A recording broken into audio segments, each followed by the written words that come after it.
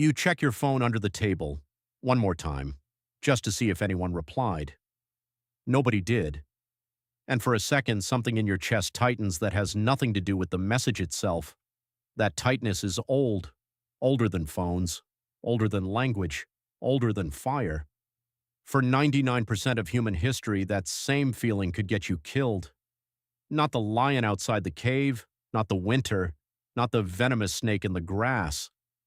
The thing our ancestors feared most was something far quieter, being left out, being the one nobody waited for, being the one the group walked past without a word.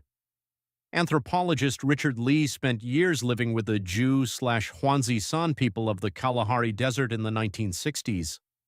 He documented something strange. Physical danger was rare. Lions avoided camps almost entirely.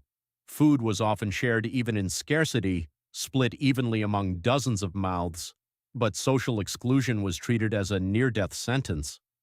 Elders described banishment, not the leopard, as the punishment everyone truly feared. Here's why. A single Homo sapiens, alone on the savannah 100,000 years ago, was not a predator. No claws, no fangs, no fur for the cold nights. Slow compared to almost everything trying to eat it. One estimate places early solitary humans surviving, on average, only a matter of weeks without a group around them. The group was the armor, the group was the weapon, the group was the only reason a soft, slow, clawless primate ever made it out of Africa at all.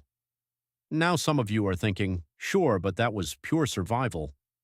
Surely fear of an actual predator, teeth and claws, was stronger than fear of disapproval. The evidence says otherwise. Primatologist and anthropologist Christopher Boehm studied dozens of foraging societies across Africa, South America, and Southeast Asia, and found something consistent across every continent. These groups actively punished arrogance, hoarding, and bullying, not through violence first, but through something far more devastating: withdrawal, silence, distance. Boehm called this pattern reverse dominance. The group held more power over any single member than any single member could ever hold over the group, and everyone knew it in their bones long before anyone wrote it down. Compare that to a wolf at the edge of the firelight. A wolf can fight back. A wolf can be outrun or speared or scared off with a burning branch, but you cannot outrun being ignored. You cannot fight off silence with a spear. This is where the numbers get uncomfortable. Sarah Blaffer-Hrdy, studying what she calls cooperative breeding in early human bands, found that a single mother could not keep an infant alive alone. Not once. Not in any recorded forager society studied across the 20th century. Infants needed what she termed alloparents, additional caregivers beyond the mother, grandmothers, aunts, older siblings, just to survive a single childhood. Take away the group, and a mother did not just lose company. She lost the literal machinery of keeping her child alive. Anthropologists studying Inuit communities found similar patterns further north, where isolation in the Arctic winter was, quite simply, a death sentence measured in days rather than weeks. Among Aboriginal Australian groups, elders held that a person cut off from kinship obligations lost more than comfort.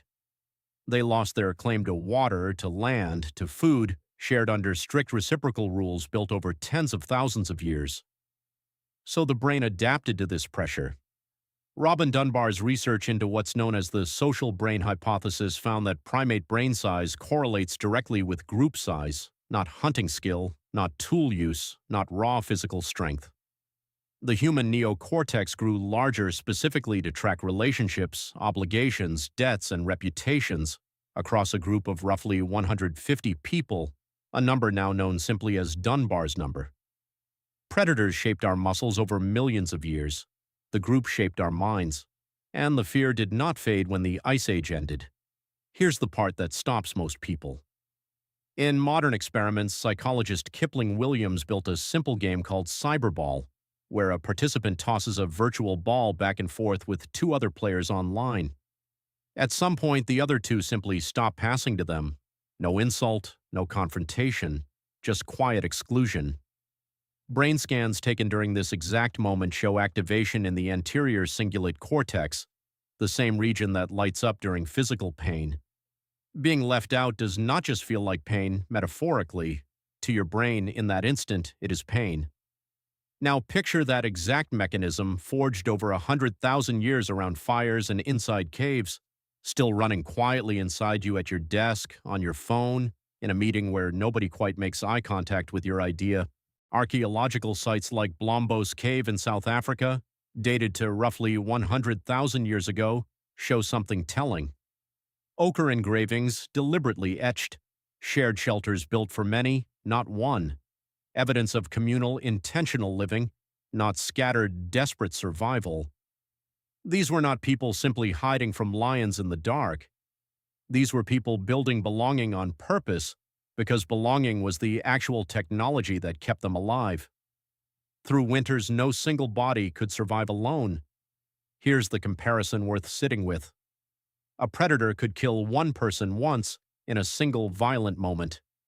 Exclusion could kill an entire lineage, slowly, generation after generation, by cutting a person off from food sharing, from mates, from protection, from the accumulated knowledge the group carried in its collective memory. A lion was a single event. Ostracism was a system failure, one that could echo through decades. And so the human body built an alarm for it more sensitive than almost anything else in its entire survival kit. Faster than fear of heights, faster even than fear of the dark. A glance that lingers too long on someone else. A message left on read for hours, a group photo you were not invited into. Each one taps directly into circuitry built for a world where being unseen by your people meant the actual, literal, physical end of you. Not embarrassment, not inconvenience, but extinction. Modern researcher John Cacioppo spent decades studying loneliness and found that chronic social isolation raises stress hormones and inflammation markers to levels comparable with physical threats the body once faced daily on the savannah. Your ancestors' bodies, it turns out, never learned the difference between a predator at the tree line and a friend who stopped calling. Consider the two threats side by side, the way our ancestors actually had to weigh them. On one side, a predator, visible, physical, avoidable with enough warning, fire, and numbers. On the other, exclusion, invisible, social, and impossible to outrun no matter how fast or strong you were. The lion needed a body to attack. Exclusion only needed a group willing to look away. One threat respected muscle. The other did not care how strong you were at all, only whether the group still counted you as one of their own. This is why the fear of judgment can feel, even now, stronger than fear of actual physical danger. Public speaking regularly ranks among the most feared experiences reported in modern surveys, ahead of heights, ahead of flying, sometimes ahead of death itself. Psychologists studying this call it a mismatch, a threat detection system built for tribes of 150 people, now firing at full strength in front of an audience, a comment section, or a silent group chat. The predator disappeared from most of our lives generations ago. The audience never did. We call it modern anxiety now.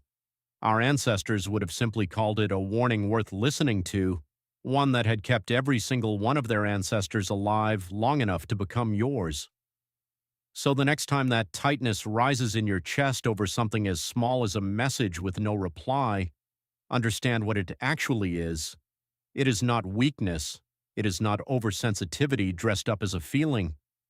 It is the oldest alarm system a human being has ever carried, still doing exactly the job it was built for 100,000 years ago, telling you that being alone to a creature built entirely for the group was never just uncomfortable. It was the one predator that could never be outrun because it lived inside the very people you depended on to survive. A lion could be seen coming from across the grass. This one never announced itself. It simply waited in a silence, in a pause before a reply, in a seat left empty at a fire that used to have room for you.